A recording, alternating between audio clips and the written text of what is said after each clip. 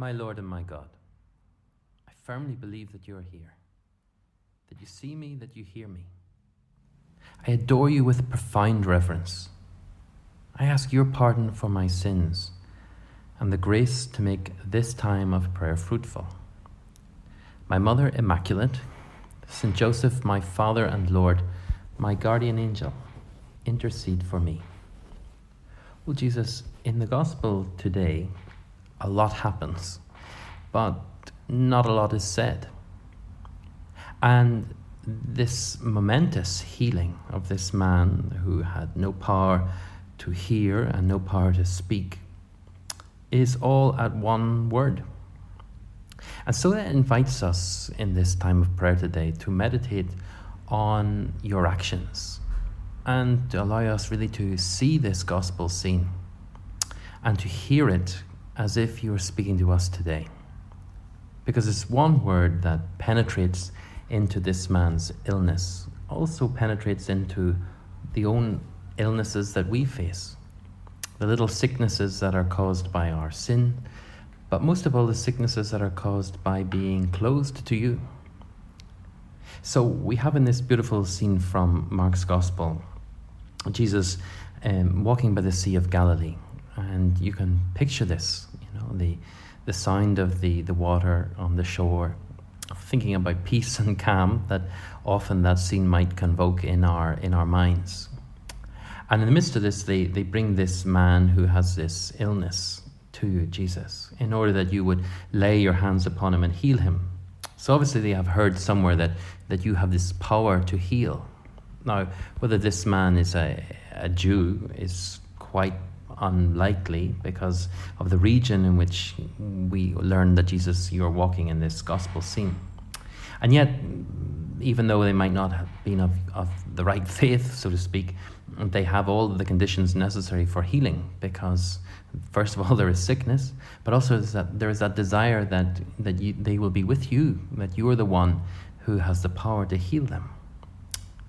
And despite the fact that there's a kind of a crowd of friends that bring this man to you, Jesus, you take him aside in order to be with him, just the two of you, in order that this healing won't take place in front of everybody like so many of the other miracles that you have performed, but this is a kind of a private moment.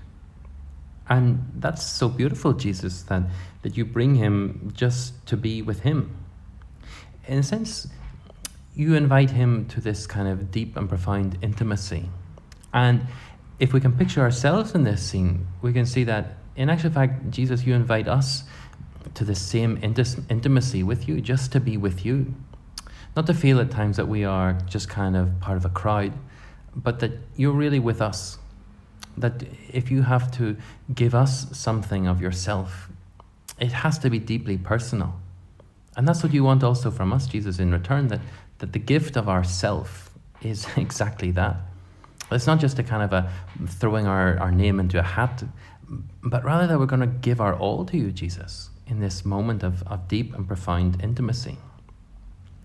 And the gospel tells us that you did two things. You put your fingers into his ears, and then you touched his tongue. And then you say this word, but before you do that, there's this kind of almost strange message in the gospel. You spat. Now, at least in my culture, kind of spittle or spitting is kind of seen as something a bit gross. And so maybe if you're thinking about this scene in the gospel today, you might think that is a little bit gross, that Jesus, in a sense, touches this man's tongue with his spittle. So what does it mean? Well, in the ancient Near East, people often saw spittle, even though it sounds a bit gross to us today, as something that had a healing property. So you can read in other stories from around the time of the gospel, even before it, that they saw some sort of healing property in spittle, especially those who were revered in some way as having a capacity or a power to heal. So we might see this as being something a bit strange. And I suppose you can look at it on that one kind of very plain human level that, well, okay, if they really thought at that time that spittle had some sort of healing properties, then okay, then you might be able to justify it. But here's another way of looking at it. That Jesus, in giving this man your spittle, you give him something of yourself, something which we might think is a bit gross, and something that we might even reject if we were offered that ourselves, because it's something that is kind of foreign to us. But here we see in this scene, you giving something of yourself to somebody that may have rejected that. And isn't that really the whole story of Calvary? That you give yourself to us, even though we have, in a sense, rejected that gift of self. That John says in his gospel that he came among his own things and his own people rejected him. This rejection of you, Jesus, is ultimately what leads to the crucifixion, the rejection of the gift of your very self. But we don't want to reject you, Jesus. We want to receive you with joy and to understand and to know that truly you have alone the power to heal us. And so in a sense, if we think about the way in which you give something of yourself to this man, even though it's spittle, how much more, Jesus, do you give to us in the Eucharist? That we really take your whole body, blood, soul, and divinity into our own lives. So much more than spittle, a sign which is rejected. Your body upon the holy cross becomes for us a gift that we are to receive and to accept with love. A gift that this man obviously receives with great love because it brings him healing. And if only we could have that same faith, Jesus, to receive your gift of self in the Eucharist, then maybe it could bring us great healing too. And what of this word that you say?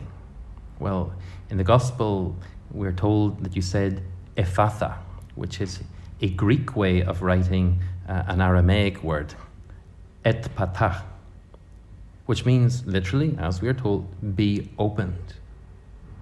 Now, this little prayer, the Ephphatha, or the Ephphatha, comes to us also in the liturgy of baptism. When we are baptized, the priest then puts his thumb or his hand in some way on our ears and on our mouth, saying, "May the Lord Jesus, who made the deaf to hear and the mute to speak, grant that you may soon receive his word with your ears and profess the faith with your lips, to the glory and praise of God the Father." Now picture this scene. We have exactly what we have in the rite of baptism in this gospel scene, that we have received, maybe as children, maybe as adults, this prayer that our ears will be open, that our tongue will be open in order to hear the gift of faith, in order to speak it.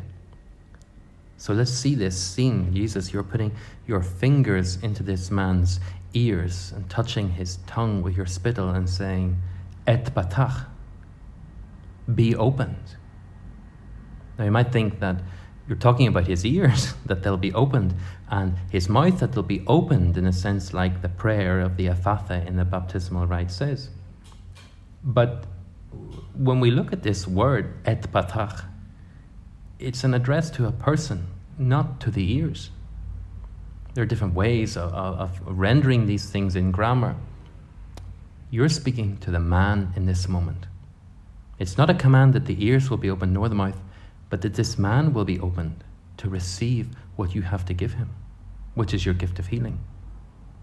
And so in this deeply intimate, personal moment where you give him something of yourself, you invite him also to be opened. Now in the liturgy in the Syriac Orthodox Church, on the evening of Palm Sunday, they recreate, in a sense, the parable of the wise virgins. Whenever there is a procession in the darkness with the reading of that parable from Matthew's Gospel, and the people say, Maran, Maran, patach lan, Lord, Lord, open to us. We have the same word patach from Ephphatha. Be opened, is the response. Lord, at times we are crying, open for us the way. But here in the Gospel today, we hear you say to us, be opened. Jesus, let us be open to receive your gift of healing and to receive you in every deeply intimate moment that you come to us. I give you thanks, my God, for the good resolutions, affections, and inspirations that you have communicated to me during this meditation. I ask your help to put them into effect. My Mother Immaculate, St. Joseph, my Father and Lord, my guardian angel, intercede for me.